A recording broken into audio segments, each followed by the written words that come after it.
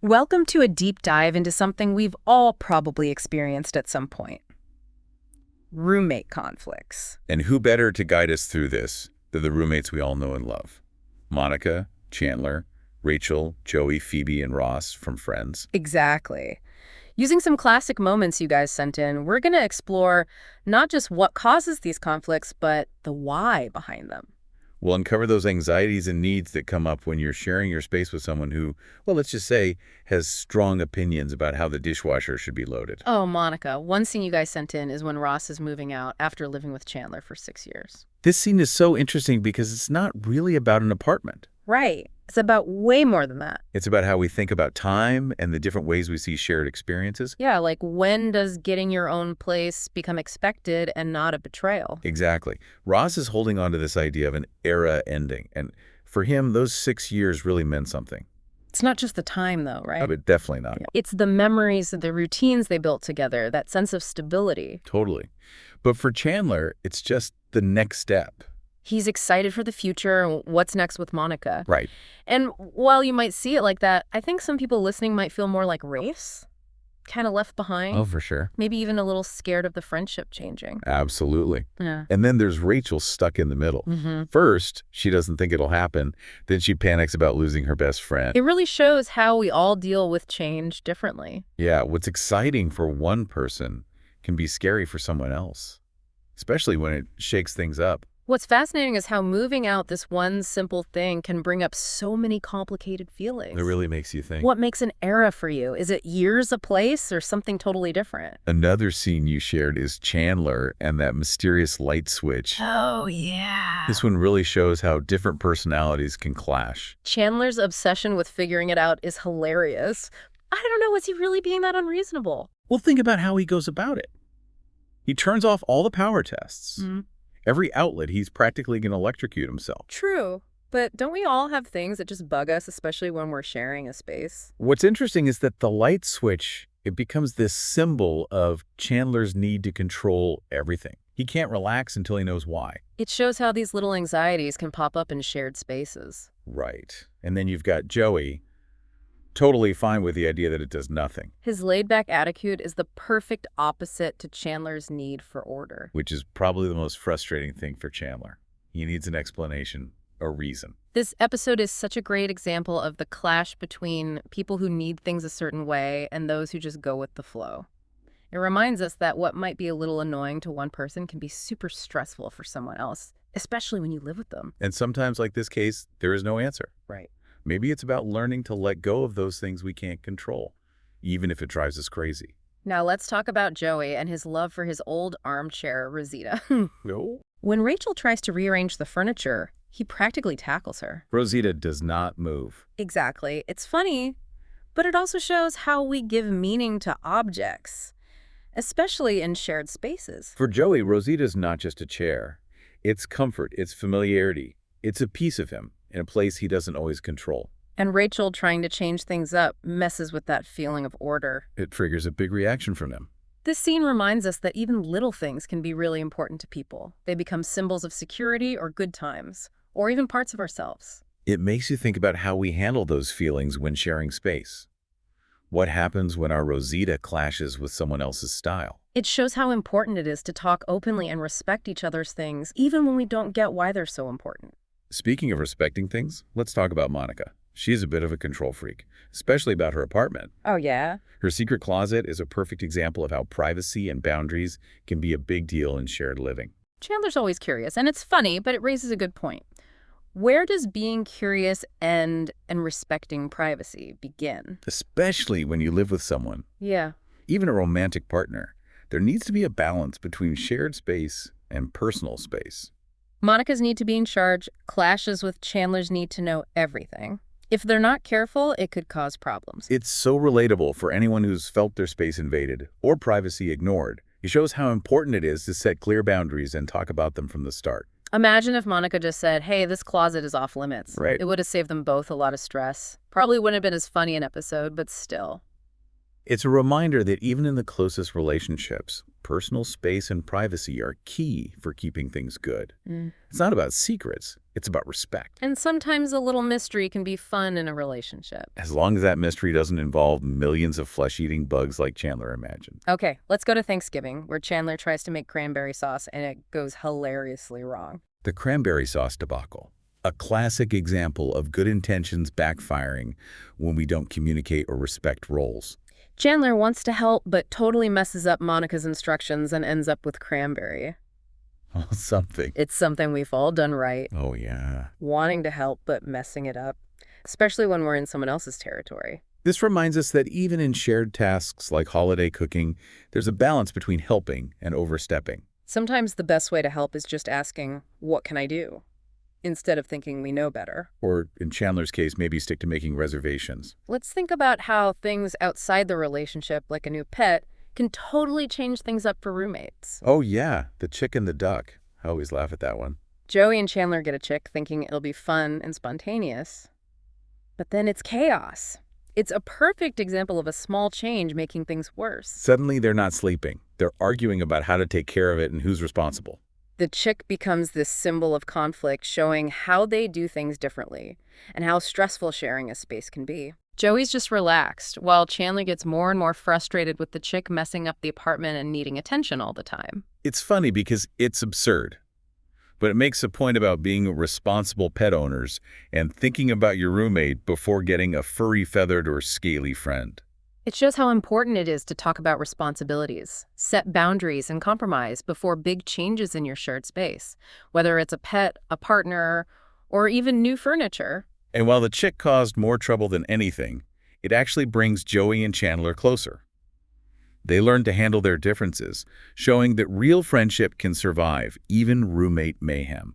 Watching Joey and Chandler with that chick, you realize how important communication is for roommates. Oh, absolutely. It's the foundation of a good roommate relationship. Yeah. It's how you prevent those misunderstandings. Right. Work through conflicts and make sure everyone feels heard and respected. It's not just about talking, though, is it? It's about actually listening. You're so right. We see that in a lot of the friend scenes you sent in. Like, remember when Monica was thinking about moving out without telling Rachel? Oh, that was rough. She kept it all inside, and it almost ruined their friendship. Monica was scared of confrontation and didn't say what she really wanted, and it caused a huge communication breakdown. It shows how avoiding tough conversations can make things worse. Sometimes those are the ones we need to have the most. Exactly. On the other hand, we see how good communication helps when Joey and Chandler decide to make a game room. Oh yeah, the foosball versus guest room battle. Their ideas were totally different at first, but they talked it out, even if it was kind of chaotic. It might not have been the most mature way to do it, but at least they were listening and trying to compromise. It shows how important it is to say what you need and want, even if it leads to a disagreement. Talking openly is how you understand each other and find solutions that work for everyone. And sometimes part of that communication is setting boundaries, which can be tough when you're sharing a space. Absolutely. Boundaries are key for having your own space, privacy, and peace in a shared environment. We see that tested all the time in Friends. Think about Rachel getting annoyed with Monica controlling the phone, or Chandler obsessed with Monica's secret closet. Right. They're always figuring out where personal space ends and shared living begins. Monica needs things a certain way, which clashes with her roommates being more laid back. It's funny, but it also shows real-life tension. These situations show how important it is to set clear boundaries early on, to talk about what you expect, and to respect each other's preferences. Whether it's about borrowing stuff and noise levels, or even how the furniture's arranged boundaries help prevent resentment and keep things harmonious. It's a reminder that even though sharing a space means compromise, you don't have to give up your own needs and independence. Speaking of compromise, that seems to be what helps roommates work through their issues and find solutions. It's essential in any shared living situation. It's about finding that middle ground, respecting different opinions, and giving a little to keep the peace. We see it throughout the Friends episodes you picked. From arguing about the TV to decorating the apartment, they learn that compromise is key to avoiding constant fights. It's not about getting your way all the time. It's about finding solutions that work for everyone to some extent. Compromise takes flexibility, understanding, and putting the relationship above your own wants. And while it might mean giving and taking, it leads to a more peaceful and enjoyable living experience for everyone. It reminds us that in a shared space, what the group needs is more important than what one person wants. And let's not forget about humor. Sometimes you just need to laugh to get through the craziness of living with other people. Oh, totally. The Friends characters are so good at using humor to lighten things up and stay friends even when they're driving each other nuts. From Chandler's sarcasm to Joey's cluelessness to Phoebe's quirky comments, they use humor to change the mood and stop arguments from getting out of control. Humor can really help calm things down. It's like a release valve for all that frustration. It lets roommates see the funny side of things, find common ground through laughter, and ultimately strengthen their bond. It reminds us that even when things are chaotic, with roommates laughing can help us stay sane and keep those relationships positive. In a world where sharing a living space can be unpredictable, a sense of humor can help us make it through with our friendships still intact. You know, we've been talking about the challenges of roommates, but there are good things too, right? Definitely.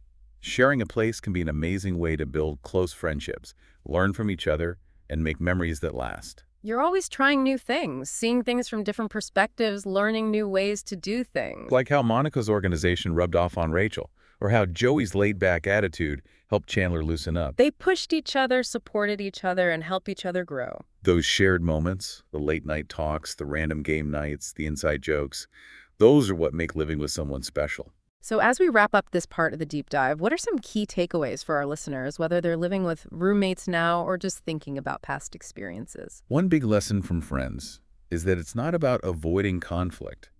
It's about how you handle it.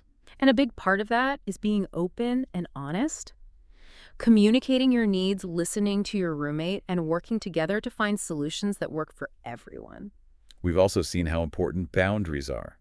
Setting those early on helps create respect and avoid misunderstandings later. And don't forget compromise. It's not about one person always getting their way. It's about finding a balance where everyone feels comfortable and respected. And humor, don't underestimate it. A little laughter goes a long way in easing tension and reminding you that you're in this together. It's amazing how much a sitcom can teach us about real relationships.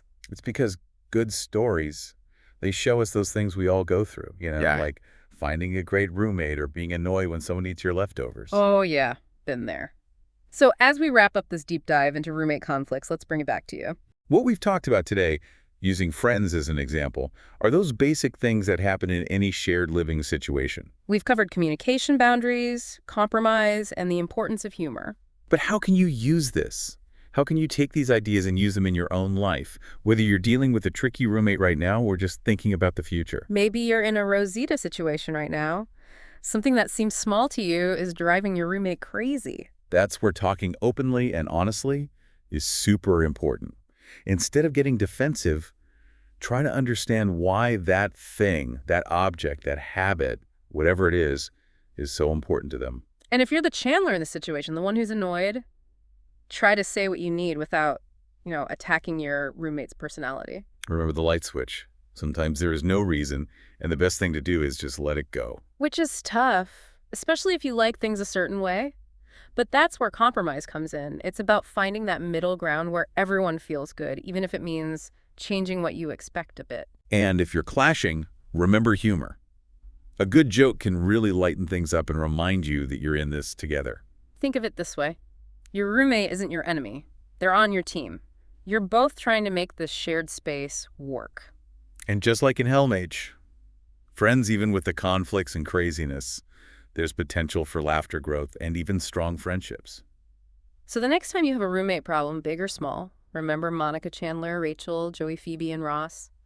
Their struggles and successes, they can teach us a lot about the messy, funny, and ultimately rewarding experience of living with someone else. Because let's be real, life's more fun when you have someone to share it with, even if they sometimes eat your last slice of pizza. Exactly. So go out there, communicate openly, respect each other's boundaries, find that compromise, and don't forget to laugh. Maybe your own roommate story will be legendary someday. And who knows, you might even find your own lobster along the way.